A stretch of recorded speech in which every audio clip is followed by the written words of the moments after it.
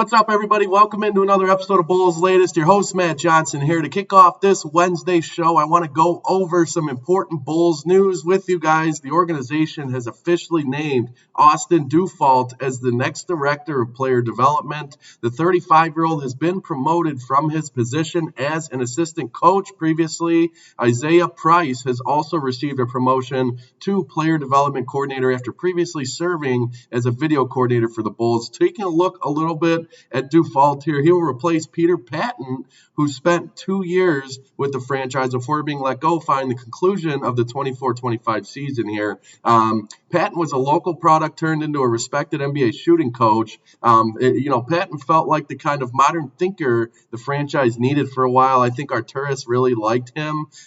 He started to receive plenty of praise from fans and players alike during this past season with the franchise. The Bulls' style of play changed dramatically, and I think the drastic change is in part due to a change in philosophy here from some of these coaches. Patton definitely contributed to that, along with Dufault there. So, when you look at the Bulls and dive into some of the analytics here, they shot the third most three-point attempts a night behind only Boston and Golden State. And they did this while playing at the league's second highest pace. So the Bulls like to play fast. I've gone over numerous times during my show here how the Bulls style play changed, and it led to success. And Dufault and Patton were definitely a testament to helping that grow there. So I have to say, although moving on from Patton's a bit shocking to me, I think Dufault is playing a major role in that as well, leading to the Bulls' success down the stretch this past season. Is a good promotion here, a good hire. I think the director of player development is an important role for any organization, although it may not be one that's in the spotlight all the time. This is the analytical side of the game that matters, and these coaches make a huge difference, especially with a young organization and a young Chicago Bulls team. So I wanted to start off today's show with Austin Dufault there. Excited for him and his opportunity moving forward. Switching gears to an old Chicago Bull here, I wanted to kind of put this in today's show. He was a Bulls favorite, although he was only here for a year. Former Bull Marco Belinelli has announced his retirement from pro ball at the age of 39. The Italian sharpshooter had one of the more fun one-and-done seasons in Chicago Bulls history to date. During the 2012-2013 season, he appeared in 73 games and played a fundamental role for a Bulls squad that made its way to the second round of the playoffs. If you guys remember, in that postseason, he averaged a very solid 11.1 points a game, going with 3 boards and 2.5 assists per game, played 27 minutes a night. So Marco Belinelli was a huge factor for that playoff Bulls team. There is a very real possibility that the Bulls do not close out the Brooklyn Nets that year in the first round without him, in his scoring impact. He did play over 40 minutes in that Game 7. That was an epic series against Brooklyn. The Bulls pulled that win out on the road at the Barclays Center due to, in large part, the performance of Belinelli there. Also, looking back at that game, Joakim Noah was tied for the team lead in that one with 24 points, shot 8 of 14 from the field. That was a fun time for the Chicago Bulls, and Belinelli was certainly a fan favorite here for a little while in Chicago. So he announced his retirement from pro ball. Congratulations on a great career, Marco. I want to get that out of the way here. Switching to some more news on Josh Giddy. I will continue to pepper the Josh Giddy situation in shows moving forward because he is the most important piece kind of at the TBD stage for this organization. I think, it's to be decided what his future is going to look like at the moment, although I've emphasized I do expect him to remain a Chicago Bull. There is a report out there, a new one by Bulls insider Casey Johnson. He believes the Bulls will end up getting a deal done, a lot like a lot of other experts that I've kind of touched upon here.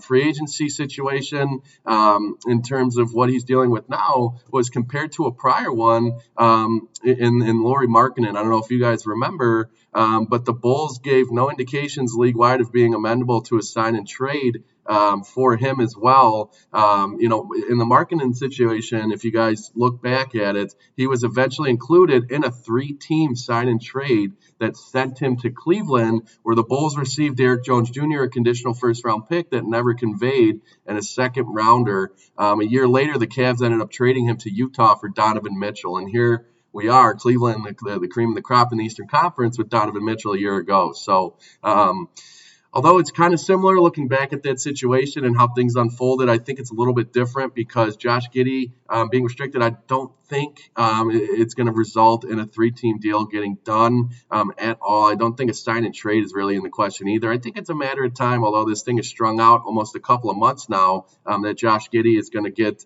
locked up here by Chicago in a matter of time. We'll see how it unfolds, though. But I thought it was an interesting perspective by Casey Johnson there, kind of looking back at a deal that was somewhat similar and a player more so that was in a similar spot as Josh Giddy and Lauri Markkanen. And obviously, Lauri Markkanen's gone on to find some success in Utah as well. He's a good young ball player. So we'll see what happens there. It'll be interesting to see how it unfolds in the days and weeks moving forward. But I will continue to post updates on this show for you guys regarding Josh Giddy, as he's a very important element to this young team moving forward, one of the big pieces. So kind of folding the show together here and ending things with some NBA news here. The Indiana Pacers have given head coach Rick Carlisle a multi-year extension with the franchise. It's a no-brainer, I think, after leading them to their first NBA Finals appearance in a quarter century this past spring. It's a great move. He has found success now in 2 cornerstone franchises in the NBA of recent. The Dallas Mavericks and the Indiana Pacers have been very good under Rick Carlisle. He has been a staple in the NBA for some time now at the coaching position there. So I'm excited for what he's going to offer in terms of what Indiana is going to be. Granted, they are a Bulls rival, so I don't want them to have too much success there, but it'll definitely be fun going toe-to-toe with him in the Eastern Conference for years to come here. Another piece of important news and an interesting story at that, I kind of wanted to follow up on that with you guys. A former Miami Heat security guard pled guilty Tuesday to transporting and transferring millions of dollars of stolen game-worn jerseys and other memorabilia. Marcos Thomas Perez, a 62-year-old, was a 25-year retired veteran of the Miami Police Department. This is kind of a crazy story, kind of why I wanted to throw that in here today to finish off the show. He worked for the Heat from 16 to 21 and was on the NBA. He was an NBA security employee from 22 to 25.